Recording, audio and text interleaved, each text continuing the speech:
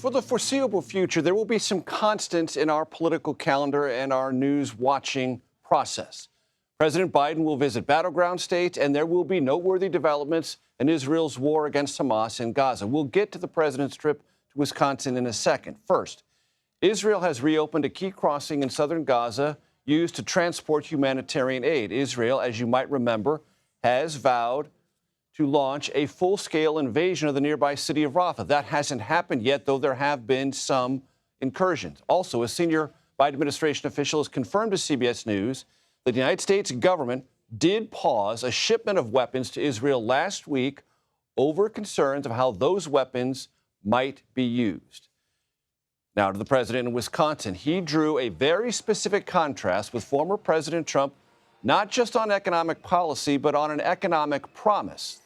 Mr. Biden touted a $3.3 billion investment by Microsoft to open an artificial intelligence data center there. Ed O'Keefe joins us now from the White House on all of this. So, Ed, tell the audience about this very specific compare and contrast the president did with former President Trump in Wisconsin. Yeah, it's an interesting one, Major, because people may remember it was roughly 6 years ago that he went to Wisconsin and alongside the then Governor Scott Walker announced plans for Foxconn, one of these big chip manufacturing technology companies, to open a multi-billion-dollar facility there in Wisconsin. Well, it never happened. Today, he announced about a $3.3 billion investment by Microsoft to open an AI data center at the same exact location with some federal backing by the Biden administration. It was a shrewd move using the official trappings of the office to bestow some federal money on a key corner of a battleground state and to call out the fact that while voters may be concerned about the economy these days, the last guy didn't do anything to help them. Take a listen. Came here with your Senator Ron Johnson, literally holding a golden shovel, promising to build the 8th wonder of the world. Are you kidding me?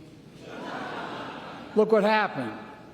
They dug a hole with those golden shovels, and then they fell into it. So that was the official business that he attended to as part of these trips to battleground states, Major, that get split between the White House's travel budget and the campaign's travel budget. Now he's on to the fundraising and some visits that he made briefly in Racine, Wisconsin today with black voters, a key constituency in a key battleground state. But that's the, as you said, the format we're going to see now play out throughout the rest of the summer.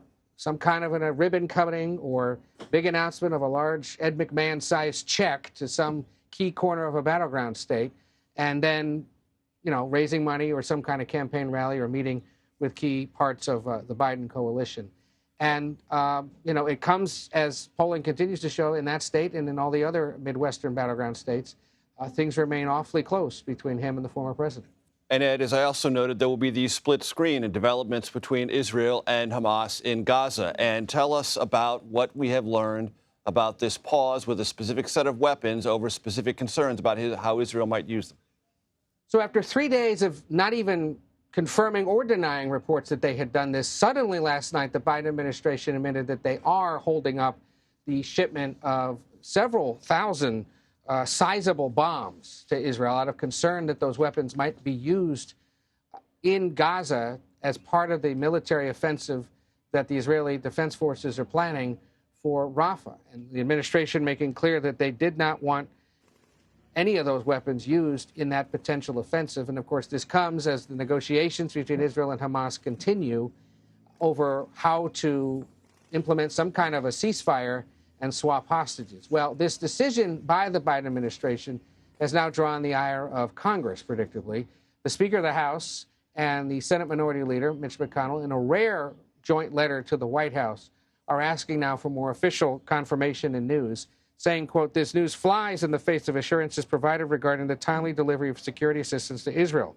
They add later that it was only after press reports that these weapons were being delayed did they then learn from the White House, after their own offices had to call to get clarity, that this had happened. And they add, quote, "The American public deserves to understand the nature, timing, and scope of these reviews."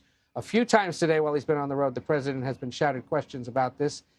He has not engaged. We'll see in the coming days if he provides a little more clarity or if this interruption in deliveries is resolved and continues. And we should point out real quick, Major, this is regarding weapons that were authorized and paid for several years ago, not weapons that were authorized just last month in that big bipartisan national security foreign aid bill that had been so long sought by this White House.